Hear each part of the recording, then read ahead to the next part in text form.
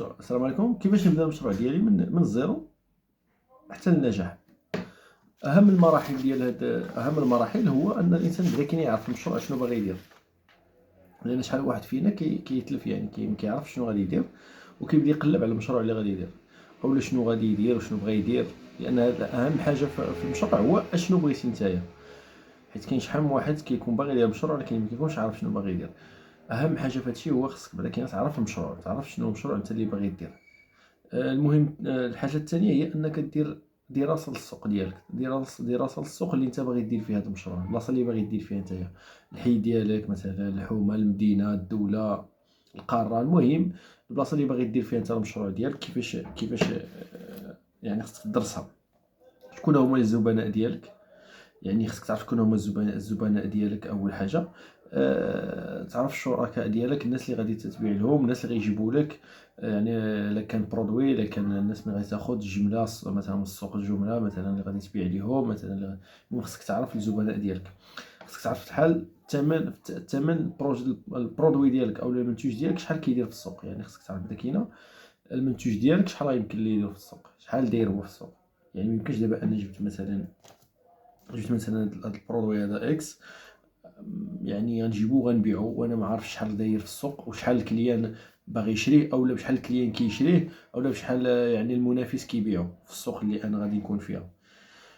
ثالث حاجه هي غادي يكون كيفاش نخدمو، اولا كيفاش ناخذوا الجوده والنقاء ديال داك البرودوي. هذاك البرودوي خصنا نحاولوا الا كان الكليان، اولا كان الكليان كيشريه مثلا بواحد الثمن، نقولوا مثلا 2 دراهم، حنا كنعطيو على اكزومبل، مثلا 2 دراهم من عند المنافس ديالي، نحاول انا نقص ليه، يعني نقص من داك المنتوج باش انني نشد داك الكليان اللي غيمشي ياخذ ب2 دراهم، مثلا نشدو عندي انايا بواحد الثمن اللي هو تحت من ديك 2 دراهم ديال السيد اللي اصلا ديال المنافس ديالي. هذا غير تنقول لكم غير كمثال، ماشي بالضروره انك تبيع ب2 دراهم، باش مثلا كاين شي حوايج ما تمشي لهمش بهش. وخصك تلقى، والهدف من هذا الشيء كامل هو انك تلقى فرصه الربح. يعني الهدف هو انك تربح، ماشي الهدف هو يعني تحتكر، كما تنقول تحتكر السوق. والهدف هو انك تربح. كيفاش انك تربح انت في السوق؟ سميتو الثاني، نمشيو للثاني نشوفوا راس المال. يعني خصنا نحددوا راس المال.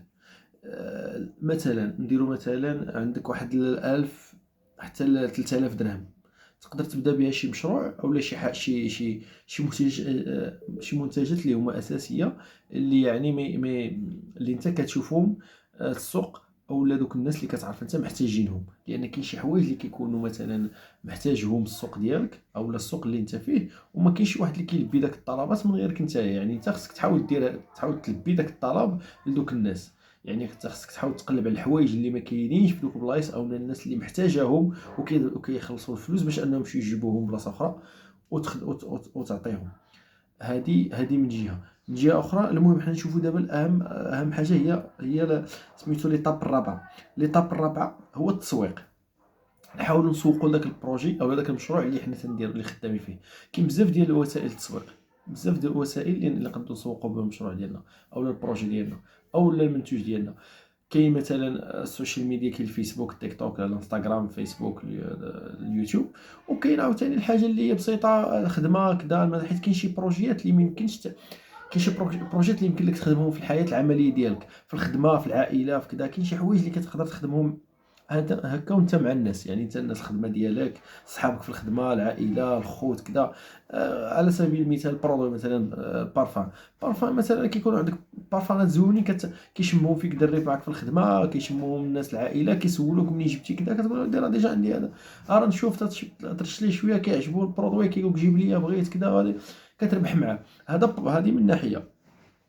من جهه اخرى خصك تعرف بانك انت كتدخل لواحد السوق اللي ماشي غير انت فيه. يعني كتحاول تدخل لواحد السوق اللي هو يعني سوق كبير وفيه ناس بزاف، اللي ما يمكنش غير انت بوحدك تخدم فيه. يعني داكشي علاش خصك تكون انت، يعني تكون انت متميز وسط دوك الناس كاملين. خصك تحاول تكون متميز وسطهم، ما تبقاش يعني بحالهم داروا هما العلامه اكس تمشي للعلامه اكس، فهمتي؟ المهم باش تفهموا كيفاش السوق خدام.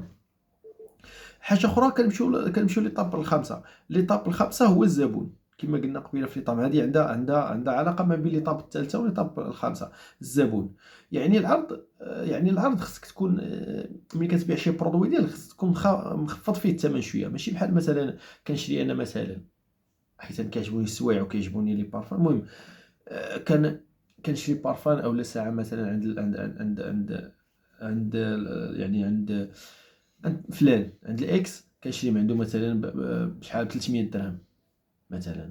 انا غنقلب على شي واحد اللي غادي يبيع لي نفس المنتوج ونفس الكاليتي بقل، ما كرهتوش من طبيعه الحال، على انا غادي نمشي نلقى 200 درهم ولا 300 درهم غنمشي نشري من عند واحد اخر مثلا بداك الثمن ولا اكثر. بالعكس نقلب على واحد اللي غيكون قل. نمشيو لطابة السادسه اللي غادي تكون تقريبا هي الفينال. المنتج ديالك اولا خصك تكون واحد الانسان يعني اللي كيشوف بعيد. يعني هذاك المنتوج ديالك اللي انت خدمتي فيه خصك تحاول انك يعني تزيد به لقدام. يعني اليوم كنتي كتدخل واحد الكونتيتي اللي كونتيتي غير صغيره، خصك تحاول انك تزيد لقدام وتزيد واحد الكونتيتي اللي هي كبيره. ما خصكش تبقى جالس بلاصتك، مثلا جبتي مثلا اليوم 2000 درهم، غدا دوز واحد السيمانه وخصك تعرف بعدا كاين تسوق المنتوج ديالك. يعني ما تبقاش كدور في واحد كدور في واحد الحلقه مفرغه مثلا. يعني خصك تحاول تطور من راسك وتطور من الطريقه ديال البيع ديالك، ومن الطريقه ديال كيفاش كتبيع المنتوج ديالك، كيفاش كتعطيه للناس. يعني ما تحاولش انك تقلد الناس، في شي حوايج اللي هما بساطين، اللي ما خصك دير انت العلامه التجاريه ديالك. يعني انت خصك تحاول دير العلامه التجاريه ديالك اللي انت كتخدم بها انت كشخص. يعني ما خصكش تحاول انك تكون واحد الانسان اللي كوبي كولي اللي شافها يديرها. يعني خصك تكون عندك واحد العلامه التجاريه. فهمتي كيفاش؟ يعني خصك انت يكون عندك واحد الهدف من هذا البراند ديالك. يعني خصك دير انت واحد البراند اللي غادي يعني تحاول ان يكون علامه تجاريه معروفه. آه، الاسم ديالك اكس كيكون واصل لواحد البلاصه اللي هي يعني طالعه. واخر حاجه اللي غادي نهضروا عليها دابا هي ان الانسان يكون متفائل بطبيعه الحال. وكما كتعرفوا هاد الفيديو ديالي هذا غادي نجيو للخلاصه. هاد الفيديو هذا تقريبا اول فيديو بعد ما كانت ديجا مشات ليا القناه ديالي. وان شاء الله بحول الله كنتمنى تدخلوا القناه الجديده ديالي وتتابعوني، وكنشكركم بزاف، والسلام عليكم ورحمه الله.